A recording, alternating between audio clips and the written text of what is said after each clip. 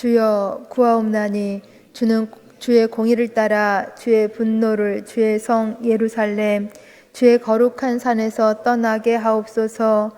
이는 우리의 죄와 우리 조상들의 죄악으로 말미암아 예루살렘과 주의 백성이 사면에 있는 자들에게 수치를 당함이니이다. 그러하온즉 우리 하나님이여 지금 주의 종의 기도와 간구를 들으시고 주를 위하여 주의 얼굴빛을 주의 황폐한 성소에 비추시옵소서. 나의 하나님이여 귀를 기울여 들으시며 눈을 떠서 우리의 황폐한 상황과 주의 이름으로 일컫는 성을 보옵소서. 우리가 주 앞에 간구하옵는 것은 우리의 공의를 의지하여 하는 것이 아니요 주의 큰 긍휼을 의지하여 함이니이다. 주여 들으소서. 주여 용서하소서. 주여 귀를 기울이시고 행하소서. 지체하지 마옵소서. 나의 하나님이여 주 자신을 위하여 하시옵소서. 이는 주의 성과 주의 백성이 주의 이름으로 일컫는 바 됨이니이다. 아멘. 다니엘은 정말 대단한 기도의 사람이었습니다.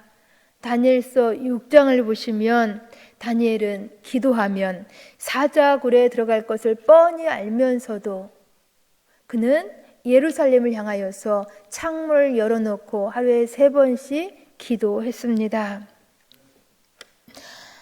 그래서 그 무시무시한 사자굴에 들어갔습니다. 그러니까 다니엘은 기도에 자기 생명을 걸었던 사람인 것입니다. 그만큼 다니엘에게 기도는 절대 가치, 반드시 자신이 해야 하는 그 일이었던 것입니다. 다니엘에게 기도는 절대 그의 믿음이었다는 것입니다. 믿음 있는 사람이 기도하는 것입니다. 오늘 성경 9장 3절부터 19절에서도 다니엘의 기도가 나오는 데에 매우 감동적입니다. 이 다니엘의 기도, 어떤 기도였는지를 간략히 살펴보고자 합니다. 이 다니엘의 기도는 3절부터 19절까지 나오는 데에 우리는 오늘 시간 관계상 뒷부분만 읽었습니다. 이 기도를 하고 있는 다니엘의 나이는 당시 82세 정도의 노인이 되어 있었습니다. 다니엘은 바벨론에 14살 정도의 어린 나이에 붙잡혀 왔습니다. 그리고 지금은 68년 정도의 시간이 흐른 때였다라는 것입니다. 그러니까 지금 나이 82세가 된 것입니다. 이때 어느 날 다니엘이 예레미야서의 성경을 읽다가 매우 놀라운 사실을 발견하게 되어집니다. 우리 앞에 2절 말씀을 좀 같이 읽습니다. 9장 2절 말씀. 곧 그 통치 원년에 나 다니엘이 책을 통해 여호와께서 말씀으로 선지자 예레미야에게 알려주신 그 연수를 깨달았느니 곧 예루살렘의 황폐함이 70년 만에 그치리라 하신 것이니라. 아멘. 예루살렘의 황폐함이 70년 만에 그치리라. 이스라엘 민족의 포로 생활이 70년으로 마치게 된다는 내용이었습니다. 이 말씀이 예레미야서 25장 11절에 나와 있는데 이 말씀을 읽어드립니다. 이 모든 땅이 폐허가 되어 놀랄 일이 될 것이며 이 민족은 70년 동안 바벨론의 왕을 섬기리라. 이스라엘 민족이 70년 동안만 여기 바벨론 왕을 섬긴다라는 것입니다. 바로 이 말씀이 다니엘의 눈과 가슴을 찡하게 울렸습니다. 이런 말씀이 또한 예레미야에서 그 뒤에 29장에서도 나오는 데에 29장 10절 말씀도 읽어드립니다. 여호와께서 이같이 말씀하시니라. 바벨론에서 70년이 차면 내가 너희를 돌보고 나의 선한 말을 너희에게 성취하여 너희를 이곳으로 돌아오게 하리라. 아멘. 70년이 차면 바벨론에서 해방되어서 고국 이스라엘로 돌아오게 하시겠다라는 하나님의 말씀이었습니다. 다니엘의 가슴은 뛰기 시작하였습니다. 다니엘의 가슴은 흥분하기 시작하였습니다. 물론 다니엘은 고국 이 예루살렘에 대한 기억이 어린 시절밖에 없었습니다. 그러나 다니엘은 지금까지 68년 동안 여기 바벨론에 살면서 예루살렘을 향하여서 창문을 열어놓고 기도해 왔습니다. 그런데 이제 포로 생활이 고국으로 돌아갈 날이 1년밖에 남지 않았다라는 것입니다. 바벨론에서의 해방의 날이 눈앞에 다가온 것입니다. 그러니 얼마나 가슴이 뛰었는지. 그렇지만 지금 다니엘이 볼 때에는 자기 민족이 처한 상황과 그 현실은 그 약속이 성취될 수 있는 그 어떤 조짐도 보이지 않았습니다. 그러나 다니엘은 믿었습니다. 하나님이 약속하셨고 하나님이 하시고자 하시면 능치 못함이 없다라는 사실을 분명히 믿었습니다. 그래서 다니엘은 3절부터 이렇게 길게 엄청난 감격과 기대를 가지고 기도하기 시작한 것입니다. 이 다니엘의 기도가 얼마나 아름답고 얼마나 위대한 기도였는지 우리가 이 기도를 좀 한번 배워봤으면 좋겠습니다. 다니엘의 기도가 어떤 기도였는지 이제 세 가지로 살펴볼 수가 있는데, 첫째, 다니엘의 기도는 매우 간절한 기도였습니다. 우리 3절 말씀을 보시면 금식하고 베옷을 입고 죄를 덮었으며 하나님께 기도하며 간구하기를 결심했다고 말씀해 주고 있습니다. 또한 4절 말씀을 보시면 하나님은 크고 두려워할 그런 하나님인 것을 알고 이 하나님을 부르면서 하나님 앞에 두려움으로 기도했습니다. 그 다니엘의 기도는 그냥 가벼운 기도, 형식적인 기도가 아니라 하나님께 대한 최고의 이제 경배의 태도를 가지고 최고의 자세를 가지고 간절하게 기도했다라는 것입니다. 결국 지금 어떤 해방의 징조는 보이지는 않았지만 하나님께서 말씀하셨으니, 하나님께서 약속하셨으니 반드시 이루어질 것을 믿고 간절하게 기도한 것입니다. 이러한 간절한 기도를 우리 하나님께서 들으시는 줄을 믿습니다. 오늘 우리 이 새벽의 기도가 이러한 간절한 기도가 되실 수 있기를 간절히 소망합니다.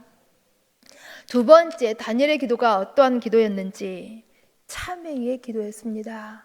회개가 있는 기도였다라는 것입니다. 다니엘은 지나간 자기 민족의 역사를 되돌아보면서 그동안 이스라엘의 왕들과 많은 정치인들과 관리인들, 더 나아가서 백성들이 얼마나 하나님 앞에 큰 죄를 지었는지를 고백하고 있습니다. 그리고 지금 자식들이 받고 있는 이 고난과 이 포로 생활들이 바로 그러한 죄의 결과임을 인정하면서 지금 하나님께서 내리신 형벌이 마땅하다고 고백하고 있습니다. 그리고 그 다음에는 이제 그 죄가 자신이 지은 죄처럼 그렇게 회개하며 기도한다라는 것입니다.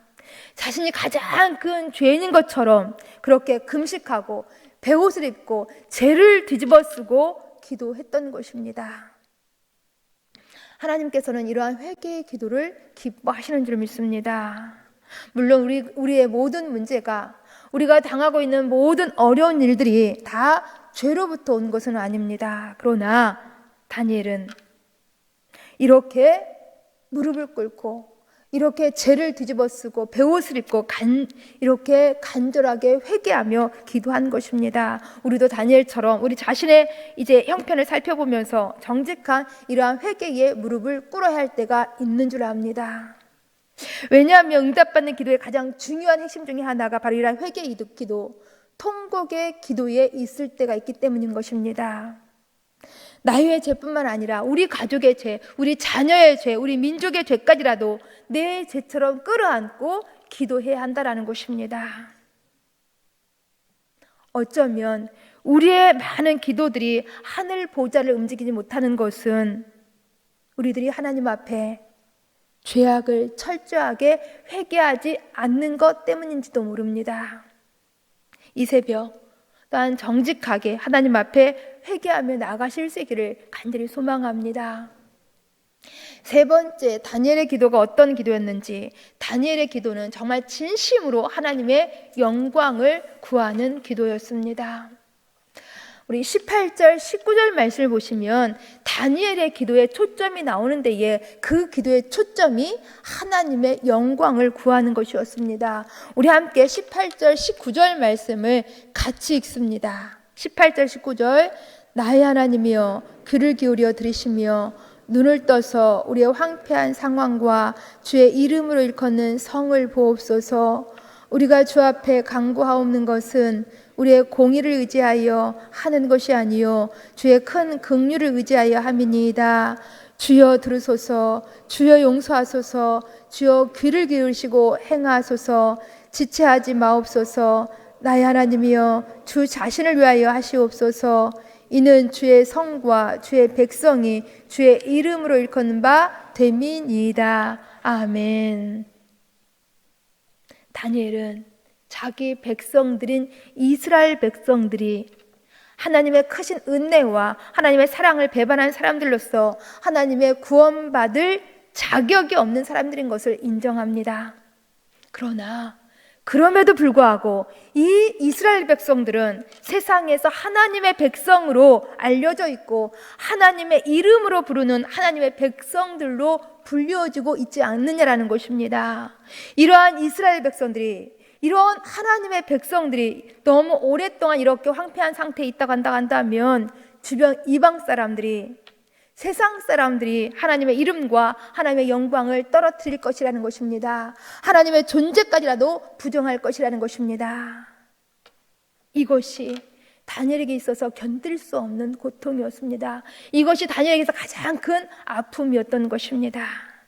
그렇기 때문에 하나님의 살아계심을 증언하기 위해서라도 하나님의 영광과 하나님의 명예를 위하여서 반드시 하나님 이 백성 긍휼히 여겨주시고 이 백성 구원해달라고 간구하는 것입니다. 이것이 바로 다니엘의 진심이었던 것입니다. 하나님의 명예, 하나님의 영광을 구하는 것, 이것이 바로 다니엘의 깊은 중심이었습니다. 하나님께서는 우리 마음의 중심, 우리의 마음의 진심을 정확하게 꿰뚫고 계십니다. 우리의 마음의 중심, 우리의 마음의 진심은 무엇입니까? 정말 우리 기도의 진정한 목적이 어디에 있냐라는 것입니다. 하나님께서는 하나님의 영광을 먼저 생각하는 이 다니엘의 중심을 하나님은 인정하시고 기뻐하셨습니다. 이처럼 오늘 다니엘의 기도는 간절한 기도요, 회개가 있는 기도요, 하나님의 영광을 위하는 기도였다라는 것입니다.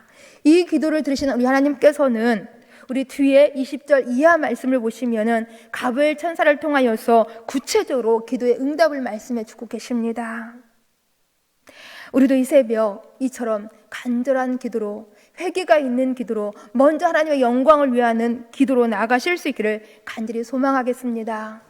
특히 오늘 본문의 18절, 19절에 있는 이 다니엘의 기도처럼 하나님의 영광을 구하는 기도로 우리도 이렇게 기도해 보셨으면 좋겠습니다. 하나님, 우리가 비옵는 것은 우리가 의롭기 때문이 아닙니다. 우리에게 어떤 선이 있기 때문이 아닌 것입니다. 우리가 비록 하나님을 자주 실망시켜드리지만, 우리가 자주 범죄하여 넘어지지만 그래도 우리는 예수님의 십자가의 피로 구원받은 하나님의 자녀이지 않습니까? 하나님, 우리 때문에 하나님의 이름과 하나님의 영광이 가려지거나 세상 사람들에게 수치가 되지 않게 하여서 우리 도와주시옵소서.